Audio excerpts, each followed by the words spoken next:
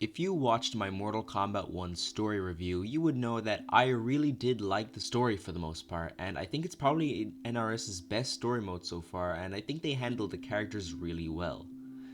And one character I think this game handled perfectly was Liu Kang. Now, some people in the community view Liu Kang as this generic, boring hero type character that is just there to show up and beat the bad guy at the end of the game.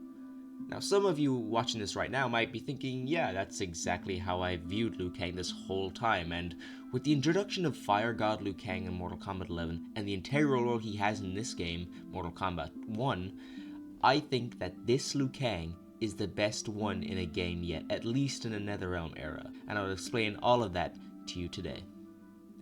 And before we get started, this is going to be my first FaceCam video.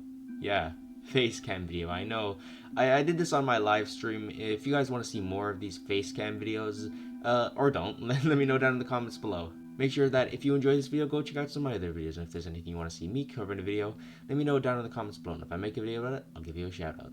And please consider subscribing because we are aiming for 1,000 subscribers by the end of this year. So I would really appreciate it if you subscribed. And with all that out of the way, let's get into the video. Jeez, it's hard to breathe in this. I'm gonna pass out in the middle of this recording. Before we get started, we need to understand how and why Liu Kang is perceived as this bland, uninteresting character by the community in recent years. I think the best place to start with why people think Liu Kang is boring is all the way back in the original Mortal Kombat 1. I think we can all agree, even if you weren't around back in the 90s, Mortal Kombat was of course a really big deal, that goes without saying, and all the fatalities in the game make it what it is now. But none of these fatalities really told us anything about the characters themselves. Like, what were we supposed to take away from Kano's fatality, for example? The only fatality in the game that tells us anything about the character itself is Liu Kang's. See, Liu Kang was a Shaolin monk and was raised to respect all life, even that of his enemies. And obviously his fatality doesn't seem fatal, which implies Liu Kang doesn't kill.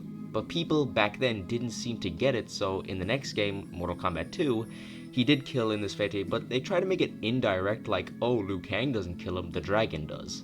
And in the story of Mortal Kombat 3, Liu Kang doesn't really do much, he kinda just shows up at the end and beats Shao Kahn. Now after this, Liu Kang's story is anything but boring. He becomes a zombie, but I think what re-established the idea in the minds of the community that Liu Kang is boring is how he was handled in NRS's first game, Mortal Kombat 9. In Mortal Kombat 9, they tried to set up a rift between him and Raiden, and they try this more emotional take of Liu Kang, and it doesn't really work in my opinion, but what really ruins his character is Mortal Kombat X. All Liu Kang is in Mortal Kombat X is a generic goon of Quan Chi, that's it, there's nothing to his character. Same with the Revenant depiction in Mortal Kombat 11. Mortal Kombat X introduced this boring, evil Liu Kang, and of course, there's always going to be people who just accept what NRS say and don't go back to see what came before. So they'll just think Liu Kang was always boring. And there are probably some people who have been playing Mortal Kombat since the beginning, since Mortal Kombat 1 in 1992, and just didn't follow the story and just say, lol, Liu Kang is boring character, boring fatality, lol. But now let's get into why I think Mortal Kombat 1's version of Liu Kang is the best Liu Kang.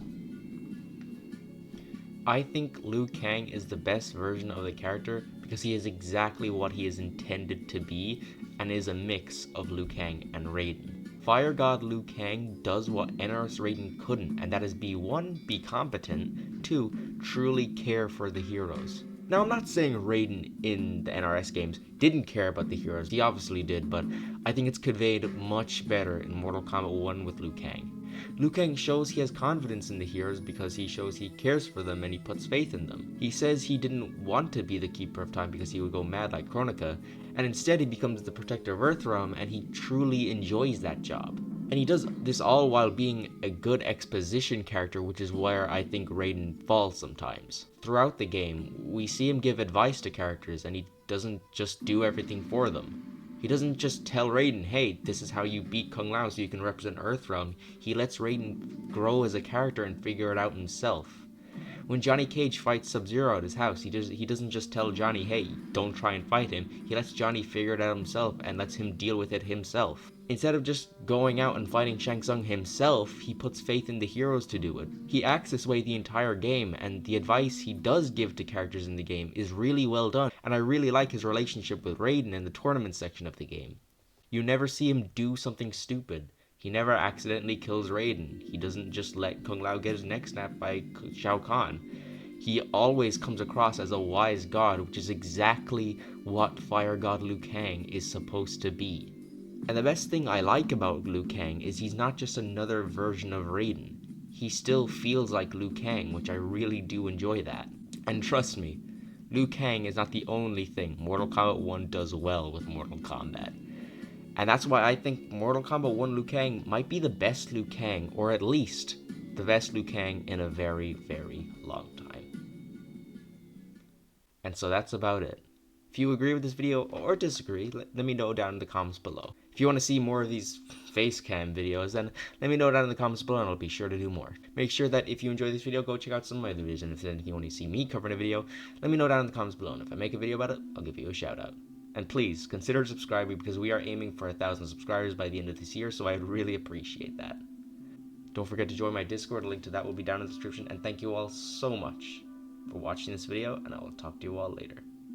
Thank you.